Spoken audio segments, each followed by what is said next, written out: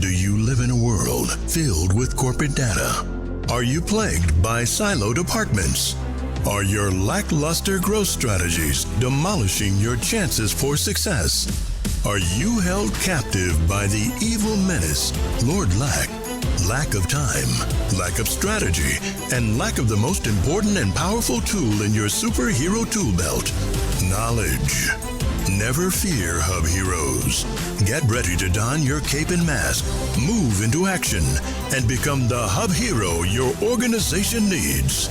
Tune in each week to join the League of Extraordinary Inbound Heroes as we help you educate, empower, and execute. HubHeores. It's time to unite and activate your powers. Before we begin, we need to disclose that both Devin and Max are currently employed by HubSpot at the time of this episode's recording. This podcast is in no way affiliated with or produced by HubSpot, and the thoughts and opinions expressed by Devin and Max during the show are that of their own and in no way represent those of their employer. Welcome back to the HubHeores podcast. I don't know about y'all, but whenever I hear a fine print read out loud, I get hyped. The passion. Anyway. I love that guy's cadence too, by the way. The cadence that he gets on that is like, it's like he's rapping it almost a little bit. I literally have never heard safe harbor language read in such a way where I'm like, and what's Nicolas Cage going to do next? What's going to happen? Anyway, hi everyone. I am your long walks on the beach hating host and HubSpot nerd wrangler, Liz Murphy. As always, I am joined by George B. Thomas, our fearless leader of the League of Hub Heroes, as well as Max Cohen and Devin Bellamy of HubSpot, whose disclaimer is only as distinguished as their expertise. Gentlemen, how are you? I'm good. No, he's better than good. Wow. Yeah. Calm down. Everyone calm down. First of all, Devin is better than good. Devin is a RevOps god today. True. Just saying. Yeah. Hey, where'd you get that Swag hat? alert. Swag alert. So I got the hat from a little website that's shop.maxjacobcohen.com, which is crazy because his real middle name is Aloysius, but I guess Jacob is just easier to spell. Wow. So I'm loving the swag alert with some shade thrown in. I love that. Big fan. The thing is that, like, I'm always going to remember him because he is my first TikTok. Never made a TikTok before. First TikTok was my model walk. So feel free to go check my one. They say you'll always remember your first. So, Max, thank you for. We are still talking about gentle. TikTok, right? I'm honored. I'm honored that I was your first. Well, he commented afterwards and said, we're talking about things. TikTok. Okay. Yes. Yeah. Yes. Okay. Sick. Okay. Yeah. Oh, yeah. That's what I meant too. Liz, you're doing a bang up job wrangling the hosts. Yeah. Wrangle us. Go ahead. Listen, George. I'll wrangle when you hit record. Shots fired. Call but you back. can listen in next week to Shots understand what the heck fired. that's about. Foreshadowing. I love it. Is it foreshadowing if it's already happened? I don't know. Anyway. Well, for the hi. listeners. Maybe it's Aloysius because I don't know what that means either. But I feel like I'm that. Speaking of Aloysius, today's topic is all about lead scoring, and that's what we call a segue. That was beautiful. We're talking about, isn't it? Thank you. I was curious as to where you were going to go with that, and you did not disappoint. So, absolutely. You're welcome. I'm glad I don't Beautiful disappoint someone, Devin. George. No, so today we're talking all about lead scoring, right? How people get it right, but most importantly, how people get it so horribly wrong. For example, our lead has a score of 632, which I think is a good thing. Maybe. I'm not 100% certain what that means. So to get us in the mood for numbers that don't matter or are so ridiculous, I have a trivia question for you. Trivia. The highest scoring NFL football game ever was between two teams for a total of 113 points. The winner scored 72. The loser scored 41. Name the two teams. Oh, man, I suck at this, but first... I'm just going to say Tom Brady, he's the GOAT. Well... And So it had to have been him. There's no other options. Yeah, no. So I feel like Green Bay Packers, for some reason, Green Bay Packers to me feels like one of the teams, but I don't remember like if it is, and if who they played. But what I'm going to do Green Bay Packers versus like the Philadelphia Eagles and be completely wrong. Well, good news. You were right about one thing. Yeah! How wrong you were. Devin, you. Well, as enthusiastic as I am about all things sports ball, I will just go out and say the San Francisco 49ers when they were still in San Francisco and the Houston Oilers when they were still the Houston Oilers. So here's the thing. In case anybody's wondering, yes, I am playing favorites today. Devin, I love that you still call them the Houston Oilers. Also, Muffin, you're very, very wrong. So the game was played on a crisp day in November 27th, 1966, between Washington against the Giants. Yeah, the Giants had 6 turnovers, and Washington had 3 non-offensive touchdowns, which is probably more touchdowns than they've scored in the last 3 seasons combined. The funny thing is that most people in companies, especially sales teams, know about as much as their lead scoring as we knew about that question. You know, speaking of Aloysius, George, that leads me to my first question. So I want to get right into lead scoring. There's a big difference between what lead scoring actually is and what people think it is. So, George, I want to turn it over to you. Talk to me a bit about what people think it is. Yeah, I mean, most of the time when we get into this conversation, especially if people have purchased HubSpot, they got tantalized by something called predictive lead scoring. It was one of the selling points that sales was like, and you don't have to do anything, and it spits out this magical number, and you're going to have all the qualified. Yeah, no. Anyway, so they think that it's like this automatic number that means something, but unfortunately, it's this number that means nothing to nobody because of the things that they're doing wrong with it. Devin, Max, talk to me. You guys live and breathe lead scoring. It might be a part of the platform that you guys work on. What do you hear where you're just like, oh my gosh, why? No, opposite. Yes, this is the opposite of what it really is. So I have a hot take on lead scoring in that we can discuss later. Is I don't recommend it. I would say even most companies use it. And the reason might shock you. I'd say a lot of people, especially salespeople, think it is the best way to cherry pick leads. Yeah, no thinking required is what a lot of people do before they say the words, we want lead scoring. So honestly, I think a lot of the people that run in the circles that we do get it. But a lot of the people that I talk to that are looking to buy a tool that does it, it tends to be a cool boss, like a cool word they heard their boss say that they need to do, and then there isn't really much else behind it. Because oftentimes when people say, oh, we need to do lead scoring, I'll go, why? And then they'll go, and they don't have an answer. And that's, one, super frustrating. 2, leads to a whole bunch of unnecessary complexity that you don't need to deal with. But 3, also kind of like reveals a lot of the uninformed direction that someone might have when they're exploring a marketing technology or something like that. I don't know what people think it is sometimes because I think everyone's got their own different misunderstanding of it. I mean, a lot of people do get it right, but majority of people, it's a little bit of a project getting them there. I love that so much because it proves to me that about 9 years ago when I picked up the mantle to figure out lead scoring and a way to make it actually something worthwhile, my heart is filled with joy that that's actually what Max said right now.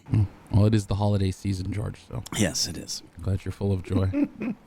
Unless you're listening to this in early February or something, then Happy New Year. In which case, happy Groundhog Day.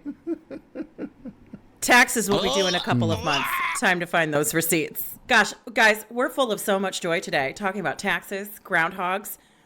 What is lead scoring? Something you should never do. Please don't. Moving on. We're really off to a great start. But George, what do you think about Devin's hot take? Yeah, so I understand maybe where he might be going, but I also have my own narrative around the polar opposite of that and where every company should probably be using it. But it just depends, honestly, of if it's this massive case of confusion or if there's a pleasantly laid out plan that actually makes things actionable and where it's diagnosing where a contact is in the flywheel or sales funnel. So I'm interested to actually hear his hot take, but I feel like I subscribe to the polar opposite of it. Maybe, potentially. Can I tack on another angle of George's angle on Devin's hot take? Much like anything in HubSpot that takes you a fair bit of brain power to think about how you tactically set it up, there needs to be real utility behind it. Just like there needs to be real utility in any report you build or any integration you scope out and create or whatever, there needs to be a really good why behind it, because there's a lot of mental calories that can go into not only what your lead scoring model is, but how you're actually using the output of it. And a lot of times the output is people just are just like, oh, we'll have numbers that say that some numbers are bigger and some are smaller, and that's going to be helpful. I couldn't agree more with you, because sometimes when I hear lead scoring and I think about lead scoring, first of all, my brain hurts. I go down the dark, sad path like Devin does, where I'm like, can everyone just go away? You're ruining everything. But then another part of me is just like, that's what marketers do. We take beautiful things like lead scoring, or let's say just the word authenticity for a moment. Authenticity was great until marketers got a hold of it in a room with a whiteboard and beat it to death. And now it's authenticity and it makes us all want to cry inside. And I feel like lead scoring is kind of the same thing. Everybody likes the idea in principle, but they ruin it before they even learn what it means, how it should be used, what's possible. I get what you're saying, Devin. And I'm also wondering if we're going to a pure, beautiful, pleasantly planned, as George put it, place, a utopia, if you will. What's possible? What can it be? What should it be? In the perfect world, one of the best things it is a tool to keep leads from falling through the cracks. You can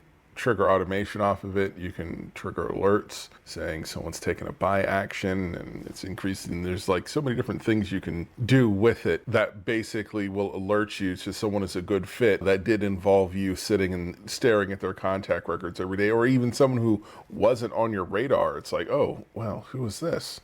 And you can take action based on that. That sounds a lot like what George was saying as well. But here's where I'm curious, because I saw a ton of head nods when you said this. You said it's a tool that keeps people from, quote, falling through the cracks. How big of a problem is that? George, do you see that a lot when working with any of your clients? Well, first of all, yes, it's a huge issue with many companies that we help, because everybody is so busy, especially, and I'll put a caveat to this. And again, I'm going to tease like Devin did. I want to talk about this. When you're great at your job, falling through the cracks becomes inevitable. When I say great at your job, what I mean is content creation, inbound, paid ads, social media. You have more people coming into the door than you can actually pay attention to from a sales team, because you're good at your job. And so what lead scoring should be is a place, and I agree with falling through the cracks, but I like to actually even position it to, you just get a window into where they're at and you can stop it before they fall through the cracks, right? And that, you're right, Liz. That's why I said diagnose where your contacts are in kind of the funnel and the actions that are needed by the teams that are helping dependent upon where they are. So it's a huge problem, by the way. Did I say that yet? It's a huge problem, falling through the cracks. No, I mean, it hurts. It hurts when humans fall through the cracks. You're going to break some bones. You don't want to do that. You want to help people. Well, here's the thing. Ready? 127. Is that a low lead score or a high lead score? Who knows? And that's part of the problem. So we have it set in our outline here. We're saying, what is it really? Well, what is lead scoring really? It's a number field. You're going to see a number in a field. It's going to say lead score and then number. The question is, what does that number mean? And what are you going to do with it? And do other people know what it means? Do other people need to know what it means? That is like the real nuanced stuff that like a lot of people don't think about. You're going to have a bunch of positive attributes, negative attributes, so contact property equals something, or they've done something, or they do something, give points or take away points, right? But again, it's just putting a number into a field. So if that's literally what's happening, what are you doing to be creative with what that's telling you? I think we can get into a little bit later on in terms of like what factors should kind of change that number. That's only half the equation. The other half is like, what are you actually doing with it? And that kind of goes back to what I mentioned earlier. You have to have like defined utility for it. It needs to bring you value as a marketer or a CRM administrator or whatever, in a salesperson in one way, shape, or form. And that involves a ton of communicating with your sales team, communicating with other, parts of the business that are going to use this magical number that you brought. So there's a big problem in like complexity. And I think people's unwillingness to really get creative around it and really kind of think through what it is versus just being a vanity number that's high because someone clicked a bunch of blog posts. Like, come on, that's so It's so stupid. Well, and that's only part of it, right? Because they clicked a bunch of blog posts. What's fun, Max, is you're leaning into, and I'll talk eventually about informationally qualified versus engagement qualified. Because engagement is like, they're two totally different things. And are you scoring for both? And actually, how are you paying attention to that? And does it make sense? Anyway. No, don't be quiet, because actually, George, you're getting into what we need to talk about, which is now that we understand that there's a lot of people thinking like it's a number on a screen and we're all going to have a very good time, even though no one knows what it means. And what actually is, I mean, that's what they've all sounded like in every meeting I've been into. I don't know what alignment meetings you're sitting in on, but all this comes down to, again, wow, I'm so surprised. HubSpot is only as smart as the strategy you put into it. So let's talk about it. What do companies get wrong when they're building out their strategy? Yeah, there's a couple things that I'll hit off of the bat here for sure. First of all, the amount of times that I've seen somebody talk about lead scoring like it's a one and done, meaning I'm going to go put lead scoring into the machine and then I'm going to walk away and it's going to do its thing, is grotesque, because they need to actually envelop this campaign-driven ideation of lead scoring. Meaning, yes, when you first get into HubSpot, you're bringing a lot of historical things in. Yes, there should be a layer of, okay, let's go ahead and add lead scores to the emails and landing pages and things that we created because we're getting engagement from it. But that's where it ends. They don't think about the next campaign that they drop. Well, what's the CTA click worth? What's the landing page visit worth? What's the form conversion worth?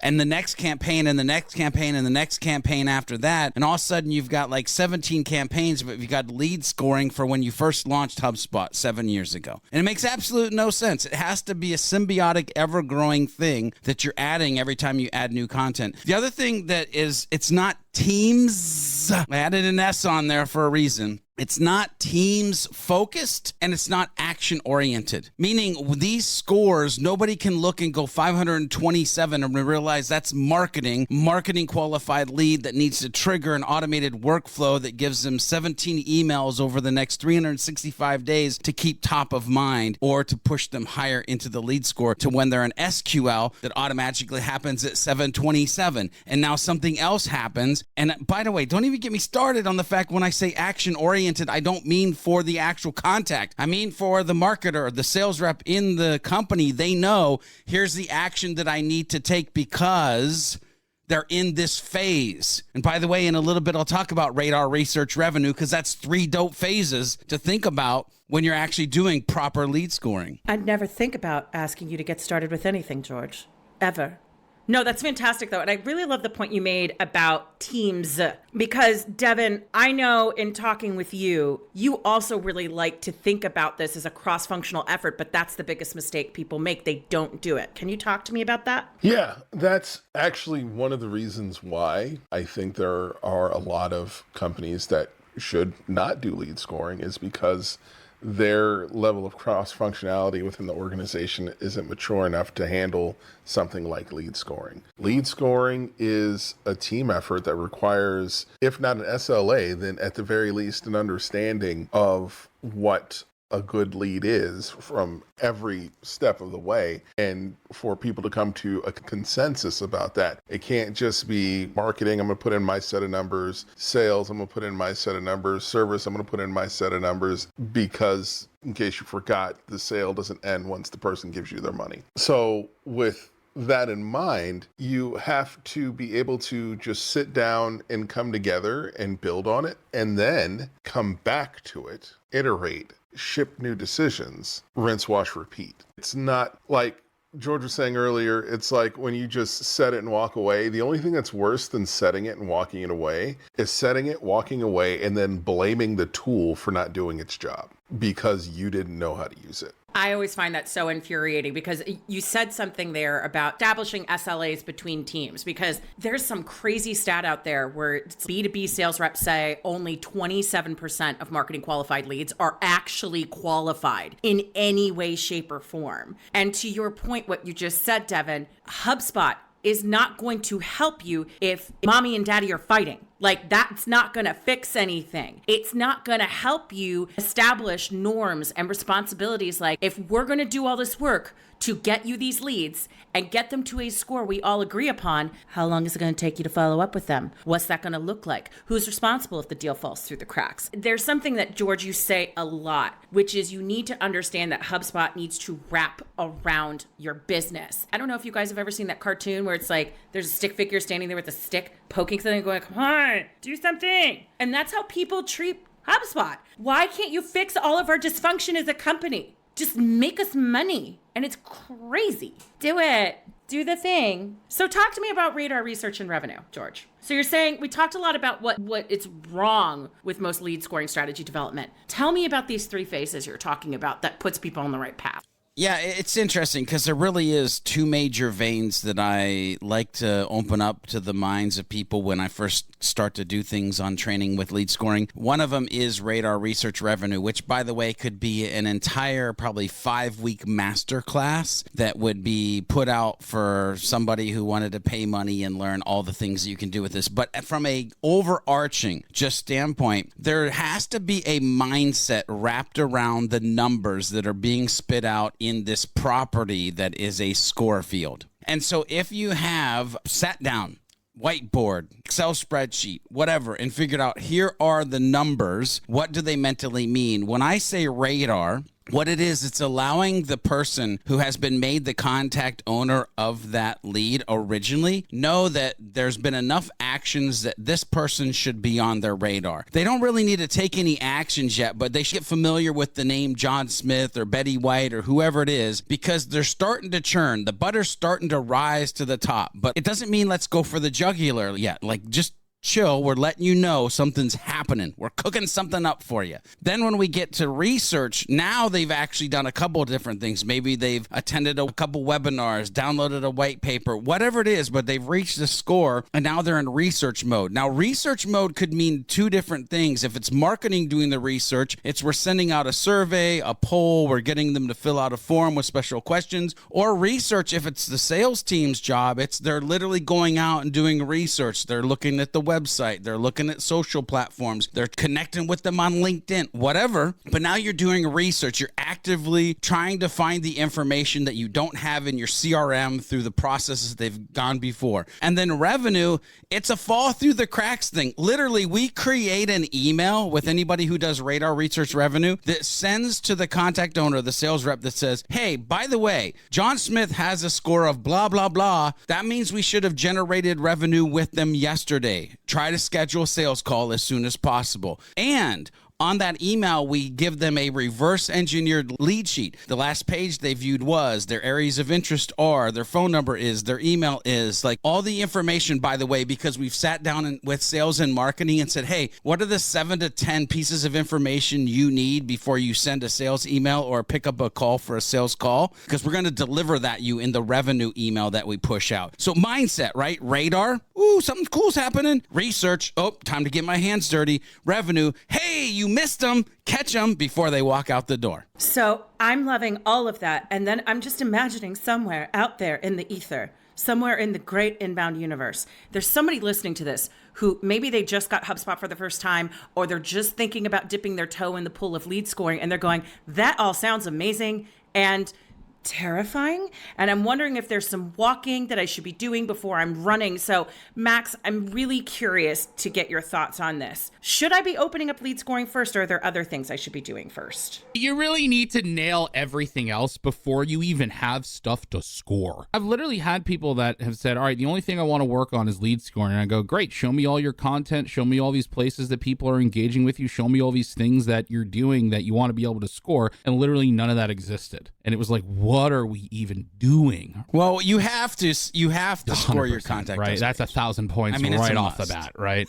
If you fill it out, it's 1,002. Anyway, so like honestly, the thing is like you really need to be like nailing down like your content strategy and have all these different ways that people can actually interact with you, and then you need to have like some sort of research that you're doing to really establish that there is any value in people engaging in those ways. Because again, lead scoring is not a perfect science. High lead score is not going to tell you someone's going to buy. All it's going to tell you is how engaged they are. Use that information how you see fit. But again, not all engagement is created equal. right? Someone looking at your pricing page is a lot different than someone looking at your contact us page. Someone looking at a blog post that is intended for decision stage potential buyers is a lot different than someone looking at a blog post that's like, here's our 5 favorite Netflix series that got canceled. It's totally different. And again, if the content's not there and you haven't seen how people interact with it, and does that actually lead to people having a higher likelihood to want to talk to sales or purchase something or whatever, then you don't really have any information on how you should be scoring that stuff. So you really need to be nailing down everything else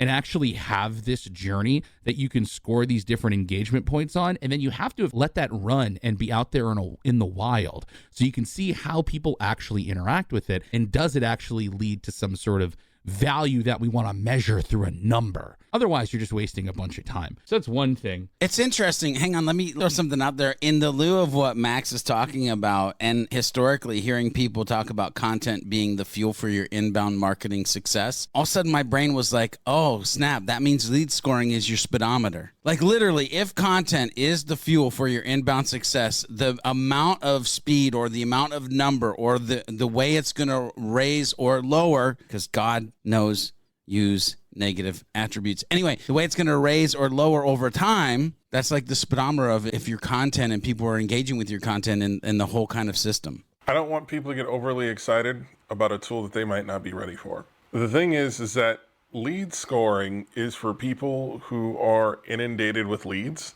and need to see like, okay, I need to make sense of all this because our marketing and sales and service teams are crushing it so hard. I need to be able to, in some way, find a way to prioritize or be alerted to these people's actions. And it's not just a sea of names and faces. I need a way to disqualify people who are not good fits so I can better prioritize my team's time. If those aren't issues that you're running into, like if you measure your leads weekly or monthly and not daily, this might not be a good fit for you. Lead scoring is, like Max said, it's the last step. When you've got everything else figured out and it's firing on all cylinders, then the need for lead scoring will present itself. If you're just trying to dial in and really put your existing numbers under a microscope just to see if somebody did something, then it's like, oh, okay, now I have to act. Now, if that's what you're doing, you're focusing on the wrong thing. You need to open the floodgates and then use lead scoring as some kind of net to help you prioritize, not necessarily trying to squeeze blood from a turnip, because it ain't going to happen. So, Liz, I know you want to get back to lead scoring, but I have to just throw something out here real quick, because if we're ever under a zombie attack, I'm going to wherever Devin lives, because Devin is the only guy that I know can calmly knock the shit out of something like no other person ever does. Like the way he started that, he's like, it's real peaceful and calm, and also like bam, like he just smacks you in the face with the fact you don't even. Anyway, that's exactly where I was going, because honestly what I was going to say is, Devin, you remind me a lot of when people ask me like, so what do you think about Inception? I'm like, it's fine, and then they get real disappointed, but it's amazing, it's the greatest movie of all time. That's fine. I probably won't watch it again. And they are just like, what? And they lose their minds. And people are over here going like, lead scoring. What is it? Can I have it? And you're like, it's amazing.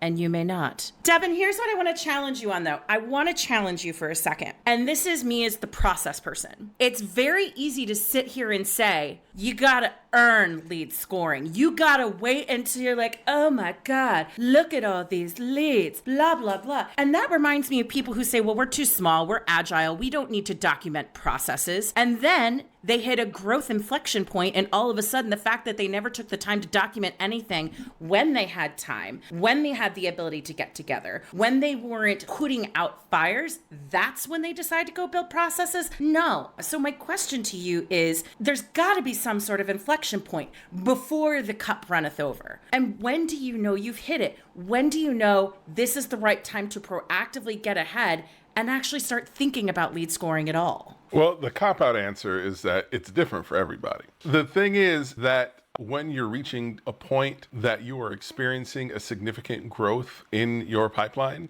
from the marketing end, and you've determined that it's not just vanity metrics, there's something to this, then at that point, it's definitely good to start evaluating. But at the end of the day, being process-oriented off the jump when you're trying to eat, that It's difficult. Not to say that it's impossible. I am a one-person shop, and I have documentation on everything I do just because I'm weird like that. But there are higher priority things than getting your lead scoring in order. There's stuff that you just need to get done first. And because at the end of the day, it's about the energy that you're using in order to accomplish these goals. You're not going to get as much return with the amount of energy it takes to correctly do lead scoring as it does to correctly do content marketing and to come up with an editorial calendar and to make sure your conversion paths are tight and to make sure your branding's consistent. You got to do that first. You got to make sure your house is clean before you start trying to invite people in.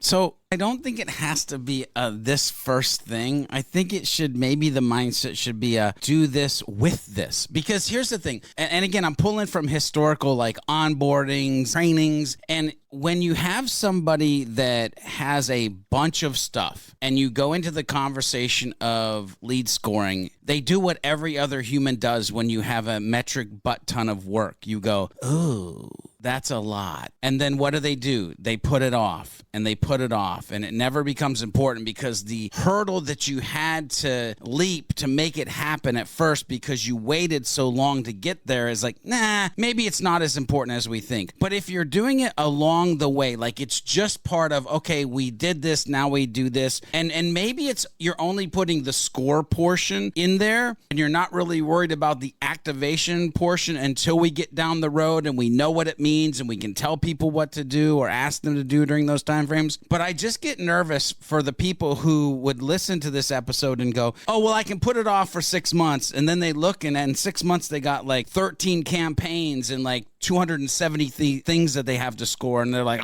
no, I can tell you I'm a one-man shop. As we're putting out content, I'm figuring out what I want to score things. I'm figuring out what I want to put in place. I'm figuring out how in the future I might diagnose what's happening in the system. Now, granted, I get it. I have 10 years of HubSpot experience, 10 years of teaching people how to do this. But if I could just wave a magic wand, I would say it's not a and or, but it's a with. Yes, get the content right. Yes, get your content strategy correct. Yes, get it scheduling. But don't leave it lay. Don't sleep on lead scoring, man. Don't turn it into a massive project down the line. Yeah, I think it's an interesting way of looking at it, and it kind of speaks to the idea of like, listen, don't take lead scoring too seriously. You're not going to get it perfect the first time, and you're not going to get it perfect ever. Sorry. It's never going to be perfect because marketing's not perfect. And if you ever think you're striving for perfection on lead scoring, you're spending your time very unwisely. But I love the idea of building the framework as you go and adding to it because you have to. When you create more content, let's say you go and build a whole bunch of pieces of content made for the decision stage, and you got to say like, hey, if they specifically read this stuff, like maybe that's a little bit of a better indicator of how it gets. Then sure, you keep doing that. But again, the stuff has to be there to score if you're going to score at all. And I think the other thing to kind of realize too is depending on the flavor of inbound that you would like to consume, you might not even be doing lead scoring at all. Right, Cherry? You might not even be doing lead scoring at all. If you're the gate everything and create these like wonderful engagement experiences and track everything that everybody's doing and taking that whole more classical route, yeah, you probably get a lot out of lead scoring if you do it the right way, if you have good utility behind it. But if you're more of in the world of like demand gen, ungate everything, don't track what people are doing until they're really in that decision stage, you might have less need for it, or you might be hyper focusing that engagement once it is tracked in the decision stage, right? And that's okay too. Just make sure there's some utility behind it. So let's go to a beautiful utopia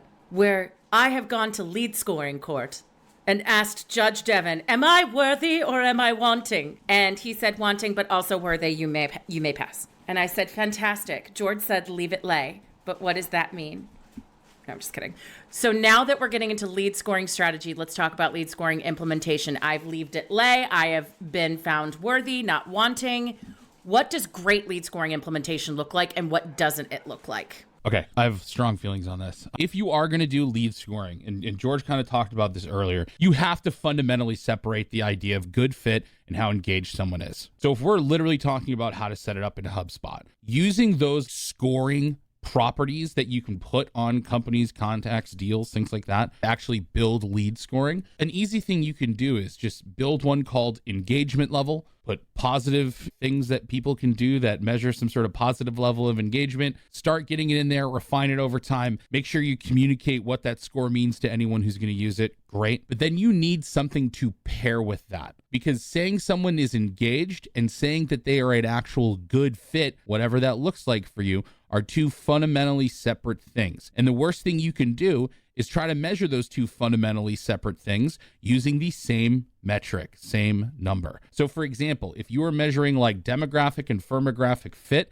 about a contact and how they're like engaging with you, if I just see a number at the end of the day, I have no idea if that means, oh, this person's a good fit, or oh, this person's engaged. HubSpot had this problem a long time ago where you would look at lead scores and they'd be high and we'd call someone and it turns out that they were not a great fit because they were like a student, but they were doing a ton of research. So they looked really engaged. On top of that, people had high lead scores, but it was because they were a really good fit, but they didn't really engage with our content at all. That lead score didn't really tell us much when it was like doing both of those things. The biggest thing that I tell people to do, or the light that I try to bring people to, is that you don't have to use a scoring field to lead score. Lead score doesn't have to be a number, right? So when we think about something like measuring fit, the most basic version I tell people to do this with is like, listen, go build yourself a drop-down field and name that drop-down field fit, ? And literally have the options be good fit, mid fit, bad fit, or whatever you want it to be. You come up with your own scale. And then what you can do is you can build workflows that say, if somebody meets the criteria of a good fit, set that fit property to good fit. If it's mid, set it to mid. If it's bad, set it to bad. And what does that do? Well, now if I'm a sales rep and I get a good lead sent to me, or I get a lead assigned to me, I can look and see, are they a good fit, and separate that from the idea of how engaged are they. Now, if I am looking at that engagement score that I create, someone at some point would have needed to tell me what the scale is. How do I know if 100 is good or bad? How do I know if 1,000 is good or bad? Is a negative number bad? Is it not bad? That has to be communicated. You have to come up with the model. You have to figure that out. But I would set it up that way, and I have some hacks later we can talk about that and make that even better. But I'm going to shut up. Yeah, I got to jump in here because, by the way, I whispered, I have a property for that. It's called lead status, people. It's in HubSpot by default. I'm just going to throw that out there. Anyway, I have to back up for a second because I need everybody to understand that this whole lead scoring conversation that we're having is a flea on the dog's butt. Because the conversation we're really having is the dog is quality leads and team process around quality leads. Lead scoring is just a tiny fractional piece of that. So what I love to do is, you're right, it has to be properties. You have to look at more than just a number. And I love, whether it's in the About Us section in a contact record, or whether we create a customizable card and you can call it whatever you want. But the magic matrix that I love to look at is the persona property, the life cycle stage property, the lead status property, and HubSpot score. If you give me all four of those properties together, I can tell you if I should go home and take a nap or get on the call right now. Because I'm not calling Sammy the student, but I'm calling CEO Charlie, who has a score of 526, is a good fit, and is a sales qualified lead. Boom! I'm just saying. Devin, talk to me about what we should be doing at the implementation stage. Again, assuming someone is worthy, assuming you have anointed someone worthy of lead scoring, what are we doing? Making it a working process. The biggest thing is that you don't just get together one time and then make the responsibility of one person and everyone walk away. That's not going to work. And the other thing is that you can start small. You can start by measuring engagement like overall, and then eventually you can drill down into the various aspects of where they are in their buyer's journey, or if they're looking at decision stage content, or if you're weighting a particular campaign over the others because you found that one's highly engaging. But it doesn't have to be a monster process to start, because you've built iteration into your process. It's one thing if you're going to try and do it right the first time and walk away, you're going to go down a rabbit hole. It's going to give you nightmares. If you just start with a small number of values and build out as you meet, and the values themselves, though they don't have to be in the plus 50, plus 100. You don't have to have giant numbers like it's the highest scoring football game ever or something. You can just keep it simple and build from there. I like when people listen. What are some great ways to hack HubSpot in order to do lead scoring well? Like, what are some of those great hacks that you like to lean on? So I feel like this is the moment, and I know Max and Devin, you both have something to say, but I want to say this is the moment where I hope people realize that HubSpot gives you the capability and set of tools that you can build a system around that score property. And what I mean by that is I love to teach people about things like informationally qualified. How many pages of the website have they read? 10, 20, 30? What's the average page views? What does that actually mean? Well, does it mean that you have to educate them when you get on the call, or could they actually sell your stuff to you because they've read 120 pages of the website? Of course, barring that you've done content marketing and you have 120 pages, because like my friend Marcus Sheridan says, you can't ask him to read your website twice. That never works out. But so there's 4 pillars that I like to pay attention to. And I teach people, again, in this whole radar research revenue thing, we talk about 4 pillars. And so realizing that HubSpot gives you a list tool, they give you an email tool, they give you a workflows tool that you can build an entire system around 4 pillars. First pillar is persona, positive and negative personas. Go back and listen to a previous episode that we did on HubHeores podcast because we knocked it out of the park with what you should be doing there. Informationally qualified, how well do they know the thing that you do? Engagement qualified, are they clicking on your call to actions? Are they opening your emails? Are they clicking in your emails? Are they filling out your forms? Are they doing the things that you want them to do from an engagement standpoint? And then the 4th pillar is time.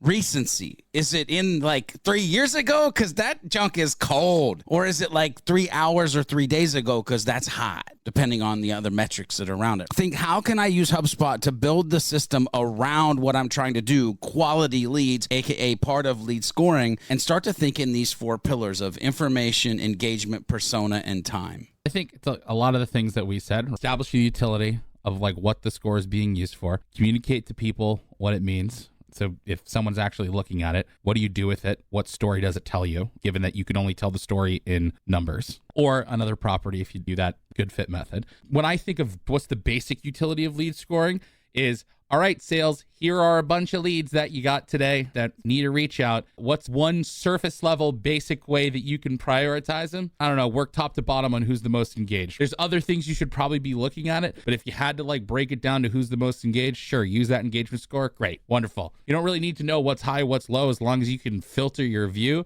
to show you the high numbers at the top, low bottom of the great. That's like level 1, all right? I think level 2, you start kind of getting in like, all right, how can I use this a little bit more smartly as a marketer? And a lot of times people struggle with, when should we send the sales rep after the customer? Because we can't always, just as much as we want to and as much as we should, wait until a customer raises their hand to say, I'd like to talk to a salesperson. Sometimes people could be very engaged with you. They could also be a very good fit, but they haven't raised their hand yet. So a cool way that you can kind of use the idea of having an engagement score and a fit score is you could build automation or workflows, for example, that say, hey, if their engagement score is above a certain threshold that you've defined, and they are a good fit, and they haven't filled out any of our forms that are the hand raises that get them in touch with sales, maybe we preemptively assign them to a salesperson,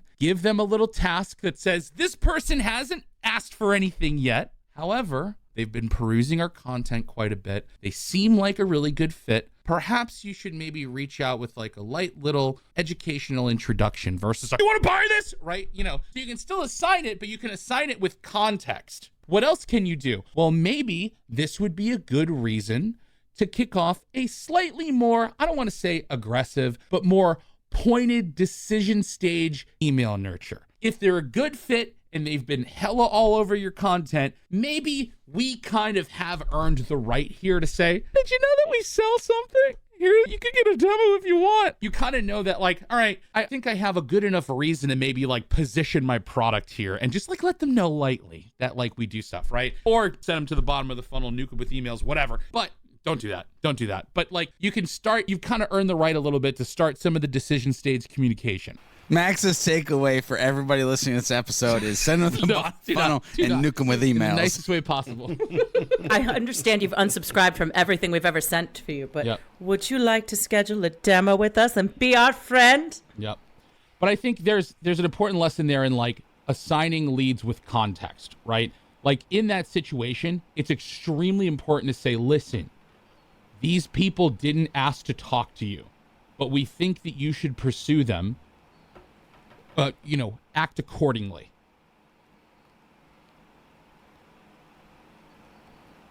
No, you should apologize. Apologize again. No, I'm worries. kidding. Devin, will you sign up for my friend demo? Oh, man, it's getting all emotional. Devin, tell Yes. me one way I can mess up lead scoring in HubSpot. Too many high value numbers. You can assign a number, a numeric value to an action. And the problem is that someone can say it's like, ooh, that's a plus 20 action. That's a plus 30 action. And then the next thing you know is you're measuring everything against that action. And it's like, well, if that was a plus 30, this one must be a plus 40. And it can get out of hand very quickly. I like to use single digit numbers wherever I can. My goal to simplify things for my sales team is that I never want my lead score to be more than 100. And so what I will do is use negative attributes, which are negative actions someone might take that you would make them think they're not as good of a fit, like engagement over time, something along those lines. But I like to keep it simple. And then one of the things I do is I go back and reevaluate all of the numbers that I've put in. And is it tedious and annoying to some people? But to me, the idea of basically having to constantly adjust the curve and understand that, well, this action that was a 12 before, now in the grand scheme of things might seem more like it is a 9. And that's what helps get my lead scores from getting out of control. But also it encourages me to go back and reevaluate whether or not there are some things that even belong in the attributes in the first place. Because there might have been something else super excited about, which I found out later doesn't matter. But at the same time, there's something that I'm seeing a trend in my good fit customers who are closing. And so I need to bake that trend into my lead scoring. I love that. All right. We're coming to the end of our journey. Also, emotionally prepare yourselves, gentlemen. I have a great lead scoring related secret question for after this. But whether I am just getting started with lead scoring or I have been not listening to Max or Devin and have been doing it a long time, even though I probably shouldn't have been, what is the one thing, if I remember nothing else from this episode, what is the one thing I need to remember and why? Yeah, for me, go figure. It comes down to educate your team. If they're not in the know of what they need to know, then lead scoring is a no. I'm just going to throw that out there. And then the other thing that I'll add to that is once you've educated them, make it all action oriented. There needs to be things to be done based on what is being seen. So educate and action, or you could do it with ease, right? Educate and execute. Educate and execute. I'm gonna cop out and use Simon Sinek's phrase. Why is that a cop out? He made millions off of that. Well, maybe not millions. Because I didn't. Sure. I didn't come up with it, but like it is another one of those things in HubSpot and Inbound or whatever tools you use. It doesn't matter. If you're going to do a lead scoring, there needs to be a really good why behind it, because it can take a lot of work. It can confuse a lot of people. It can really waste a lot of time and money if it doesn't have a need. Like if it's not solving something, why are you doing it? Well, I don't know. I just wanted to point out something that Max said earlier that I think ties into that as far as its purpose is concerned. Lead scoring shouldn't exist in a vacuum. Lead scoring is not a standalone thing. It should trigger automation. It should trigger information and should trigger action. It shouldn't just be an arbitrary value. Yeah, so I'm going to go with that a little bit as well, because where my brain went, Max, with what you're saying, I'm dang gone it. I tried to go a whole episode without saying this is where my brain goes. Dang gone it. check. Anyway. I have been waiting And the whole anyway, this is where time. my Side brain bet, was we don't know going with that. that comment. Is that first diagnose if there's a need, and then if there is a need, this is one of the ultimate places where you slow down to speed up and you come up with a plan. You don't just hop into HubSpot and start punching numbers in. You get your teams together, you get a whiteboard, you get a lead scoring matrix, Excel spreadsheet, whatever, and you map it out, and then you go in to HubSpot and do it. So is there a need, and then have a plan. Also, real quick, I'm selling a couple hats that are scientifically proven to improve your lead scoring skills. I think specifically RevOps Wizard and RevOps Overlord adds a +5 lead scoring intelligence stat to your brain when you put it on. So shop.maxjacobcohen.com. I love how when I say, tell me one thing, I get 17. It's almost as if I get yelled at for wrangling you or not wrangling you, and then you don't listen. Also, buy the swag, the hats. Snapback season. It's I didn't know snapback there was a season, baby. seasonality The to people have to snapbacks. know. But anyway, There is not. are you ready for the secret question? Oh, I don't know. Let's. Does it have Let's anything go. to do with the George- record button? God. I hope not. No. Oh, it's still on. Hey, it's still on. You know, George, I wasn't going to bring it up. That's next episode. Next episode. Next episode? Okay, all right. Let's pretend for a moment that each of us has a lead scoring model deep within our hearts for friendship. Here is what I want to know. You have a choice. You can tell me what gives someone 1,000+ points in their lead scoring model as your potential friend, or negative 1,000 points as your potential friend. Only one of those. Tell Oh, we me. can only do one? Fine, you can do both. Yes. Because you know what happened? You ding-dongs would be like, well, I know I was only supposed to choose one, but I'm going to give you 7. So yes, let's go with 2. You can do both. I wish I had time to think of a funny response to this, because I feel like later on today I'm going to be like, oh, I should have said this. Make a hat This would've about been it. Funny, but you can't think on your feet. Okay, I'll give you some time, and then maybe Devin, and then you can go. Because for me, this is actually pretty darn easy. As soon as the question was being stated, I thought of both of them. So on the positive lead scoring that I know that you're 1,000 points to being my friend is if I see that you are a blessing bomber. If you are a giver, if you are putting into the world, right? If you're just there to make people smile, leaving them better than you met them, in any way, it could be financially, spiritually, emotionally, you're just you're bombing the world with blessings. You get 1,000+ points, and we're gonna hang out, and we're gonna smoke cigars, drink whiskey, and sit by my fire pit, without a doubt. On the other side, selfishness. If you are selfish and it's all about you, and you're gonna conquer the world, and you're gonna just demolish everybody around you to get there, or whatever it looks like, then it's nope. I literally have a saying, by the way, because it's hashtag no douchebags allowed. That's part of my code. Nope, not hanging out with douchebags. -1,000 on the friend score. If anybody wants a glimpse into the dynamic of my friendship with George, my answers are somewhat different. You get a positive 1,000 if you appreciate the glory, the splendor, the wonder that is the national treasure, Nicolas Cage, because that's where my priority is. And you get a negative 1,000 if you think Sofia Coppola did anything except ruin Godfather 3 with her presence. Fabulous director, incredible filmmaker, Godfather 3, what could have been. I am so violently offended at the existence of Godfather 3. Only reason I keep watching it is because Andy Garcia, when he was young, was super hot. The most hot. I know, George, you agree. I know you agree. No. So George is there with kindness and humanity, and I'm here with Nicolas Cage and Godfather 3 takes. Devin, save us from ourselves. Sure. Well, I guess I'll go in the middle. I've never met a hardcore Deadpool fan that I didn't like. I don't know what it is about us. I remember when last time I was in Boston, I was coming up with the hotel, and the lady said, nice shirt. And I saw she was wearing a Deadpool shirt. I was like, yeah, nice shirt. I said, it matches my socks. And she's like, yeah, it matches my tattoo. And it was the most awesome Deadpool tattoo I had ever seen. She and I had a moment there. She is the greatest human being I've ever met. I don't care. She is just, it was great. It was a wonderful moment. So +1,000. if you're into, and not just movie Ryan Reynolds Deadpool, though I do love him dearly, specifically if you're into comic book Deadpool, especially first version Deadpool. You know what would have been darker funny one. is if after she showed you her tattoo, you said, wow, cool tattoo. I named my son. Oh, wait, I didn't give my negative. I got to give my negative. My negative is duplicity. Beautiful delivery. I don't like duplicitous people. Beautiful delivery. Hot or cold, lukewarm, I will spit you out. Oh. Yeah, I knew Ooh, George would like that. I knew George would like that. That's like close to maybe the first biblical that. reference on the Hub Dang. Heroes podcast. I'm just going to Second. throw that out there. Second? Yeah, Second I threw one out in Oh. the first episode. I do There we it go. for sheezies and geezies every now and then. Yeah.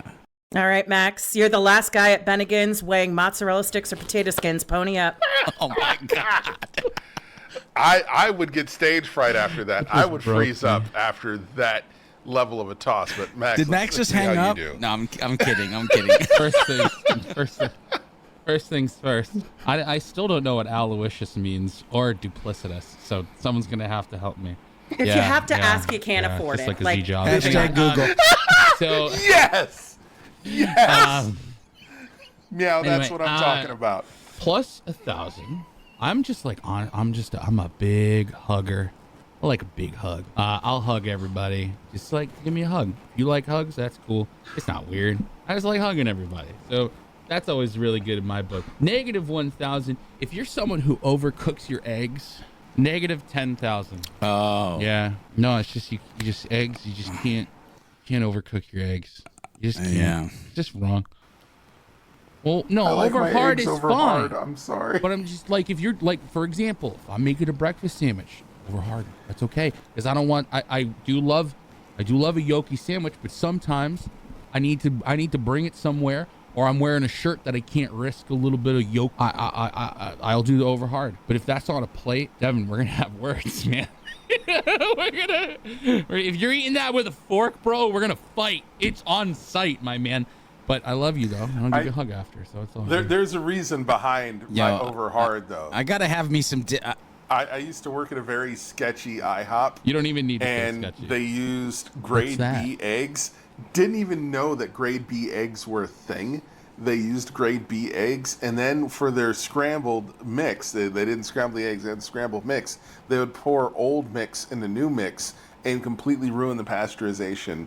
And that IHOP has since closed, so Oh, thank God. I don't mind. As it should. That's Yeah. What war a crime. shock. That is a I war am crime. blown away. Yeah, ever since B eggs and grade B eggs, and that's why I have to do over. Bro, hard. let I me can't- make you a like I let need me to make know you that let me everything fly out in and make you that some egg is breakfast, dead. man. I will blow your mind.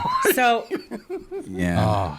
But if I'm drunk, it's a completely different story. Give me a Oh, well, there you yolk egg and go. a burger all No, day. drunk or sober, man. I love Hold me on, some wait, dippy wait. eggs. What about a grilled? I bagel? just love to dip my toast. What about a grilled Yolk. bagel? Oh yeah. Yeah.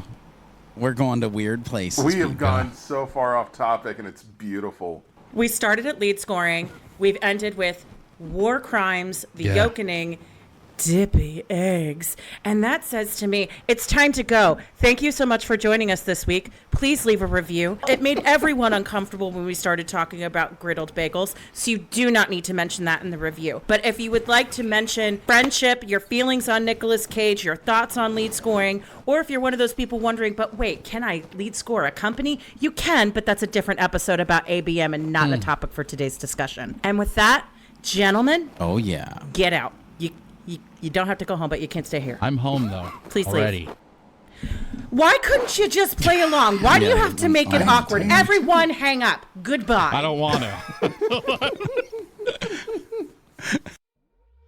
Okay, Hub Heroes, we've reached the end of another episode. Will Lord Lack continue to loom over the community, or will we be able to defeat him in the next episode of the Hub Heroes podcast? Make sure you tune in and find out in the next episode. Make sure you head over to thehubheroes.com to get the latest episodes and become part of the League of Heroes. FYI, if you're part of the League of Heroes, you'll get the show notes right in your inbox, and they come with some some hidden power-up potential as well. Make sure you share this podcast with a friend, leave a review if you like what you're listening to, and use the hashtag HubHeores Podcast on any of the socials and let us know what strategy conversation you'd like to listen into next. Until next time, when we meet and combine our forces, remember to be a happy, helpful, humble human, and of course, always be looking for a way to be someone's hero.